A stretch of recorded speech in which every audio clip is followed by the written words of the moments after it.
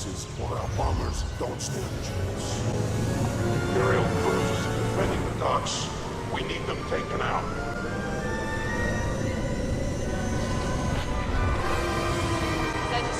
All right, Rob, so we're here, phase 1 of Starfighter Assault. What is the objective? Well, you can see the rebels need to take down the Imperial defenses. That's the turrets and the Imperial light cruisers need to be destroyed. And then the Empire, all they have to do is just make sure that they take out the rebel scum. That's right, just defend. Just like that right there. Wow. Boom, an A-Wing getting blown out of the sky by Narwhal Dave. So this is a new ship that we've never seen before in Star Wars Battlefront, the TIE Bomber. What is this class and what does it do? Yeah, it's our new bomber class. It's heavily armored and armed to the teeth. Really great for taking down objectives.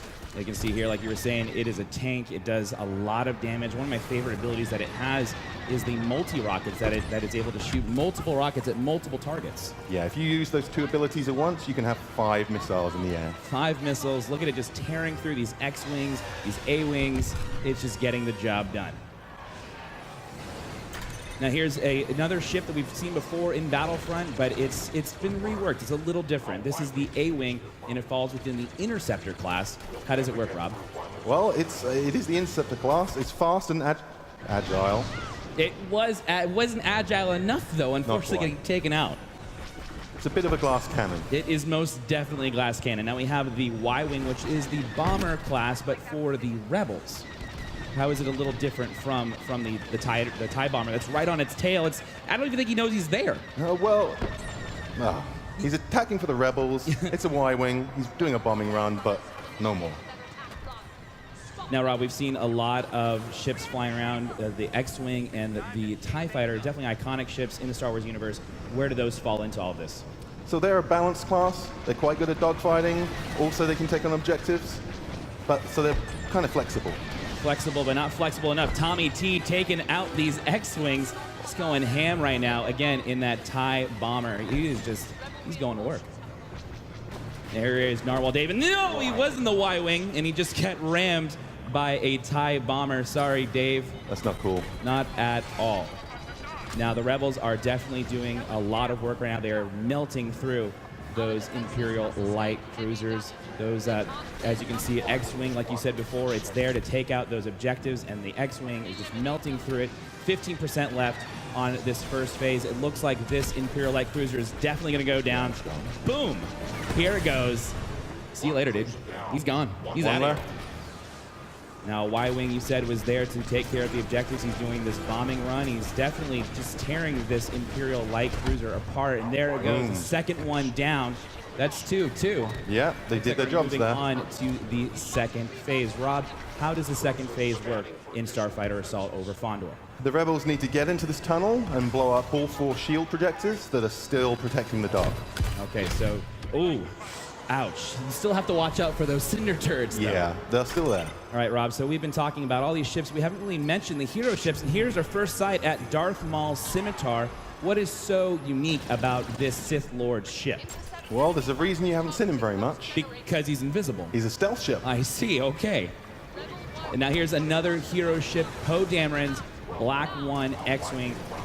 Rob, what's so special about this X-Wing? What makes it so different? Well, it's black. I got that part. What's different about it? Well, Poe's a natural leader, so he's got an area of effect that can help his friends out around him. Now, we also saw another hero ship. Hopefully, we'll be able to jump back into that. That is the Millennium Falcon, piloted by Han Solo and Chewbacca. Now, here is another iconic ship in the Star Wars universe, Boba Fett's Slave 1. Rob, what do we have to watch out for with this bounty hunter ship? Pretty much everything. It's Slave 1. He's got concussion missiles, he's got ion cannons, and a seismic charge. Seismic charge. What's so dangerous about a seismic charge, Rob? Well, in this closed environment, it's going to get a lot of kills. So it does a big old area effect burst. Hopefully we'll... That's it. That's the the big noise. Old boom. That was it. So he's definitely doing his job. He's using that mine to his objective, just trying to blow everybody apart that's trying to attack those shield generators. Now here we see Jack Frags piloting Darth Maul's Scimitar. He is just tearing everyone apart. You see he was taking some damage. He cloaked, He's using his targeting computer, and he also has those torpedoes to his advantage. He's doing great work. He's doing really, really well right now, just tearing everything apart. He's just going through, destroying those rebel scum. But you have to watch out for Star Wars Battlefront updates. Who's in the Y-Wing, taking him out, and he does! Takes out Darth Maul's scimitar and also goes after that Imperial bomber as well. Now, there's not much left on the shield projector, but we do see Han Solo's Millennium Falcon for the first time up close and personal. Rob, what do we have to look for with the Millennium Falcon? You can see right here, Hans Falcon's taking an awful lot of damage, and that's what he's great at. He's a brawler. A brawler indeed. He's a big tank. He's got, it looks like the entire Imperial fleet chasing after him. He is just doing what a tank should be doing. Aggroing. He's aggroing those guys through the objective, trying to give his buddies a chance to take out the shield projectors. The seismic charge going off again. Got the Y-Wings doing the bombing runs, taking out the shield projectors so they can move on to the next phase. We have 2% left. There's 50 reinforcements left. Narwhal Dave using Black 1 to chase after Slave 1 as they are going through, dipping and diving around the shield projectors. Unfortunately, it doesn't look like he's going to be able to take out Slave 1. The Rebels should still have this. The Rebels, I think so. They've got 40 reinforcements left, 2% left on the shield projectors. I think they're going to get it.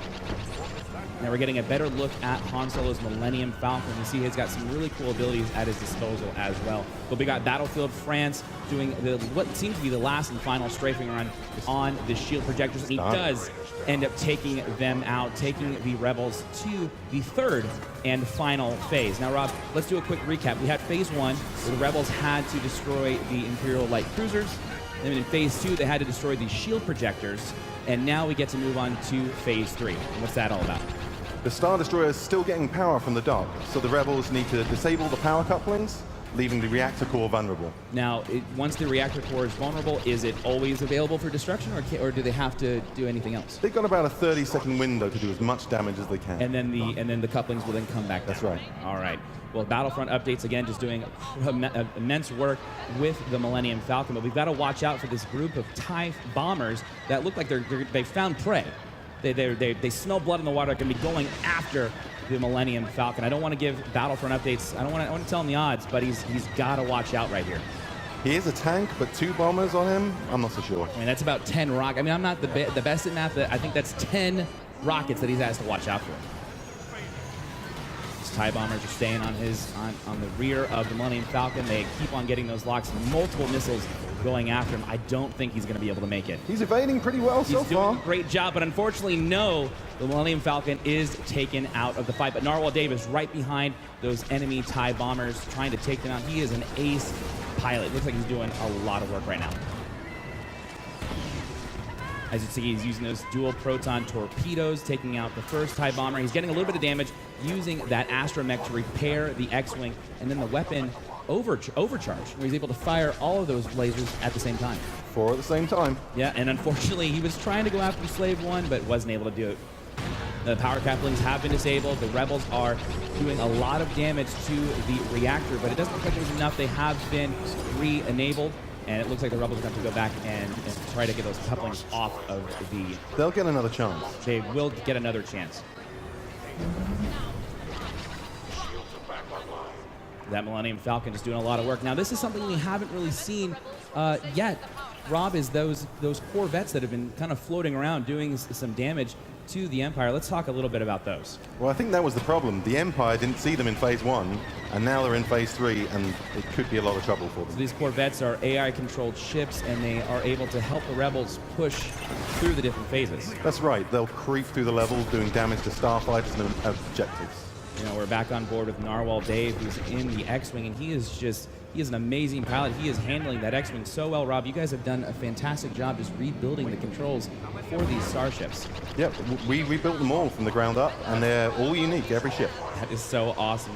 Again, back on board the Millennium Falcon, taking out those cinder turrets. It looks like the power couplings have been disabled again. The reactor core is going down, and that's it. It's been melted away. The Star Destroyer is gone. Victory for the Rebels. Hold back. Our defenses failed. We have faced considerable setbacks.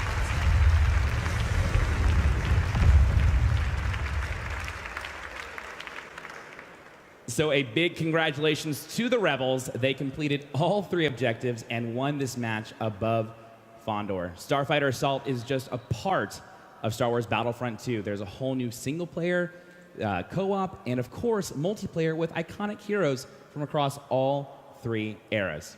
Also, make sure to follow the EA Star Wars social channels for exclusive looks at new starfighters and more awesome space combat footage. Rob, also thanks to you for being here with me on the desk, and also a big thanks to your crew over at Criterion for bringing in this amazing mode. Of course. Thanks so much for having us. It's an awesome game mode. And thanks to you guys at home for watching the gameplay world premiere of the Star Wars Battlefront 2 Starfighter Assault mode.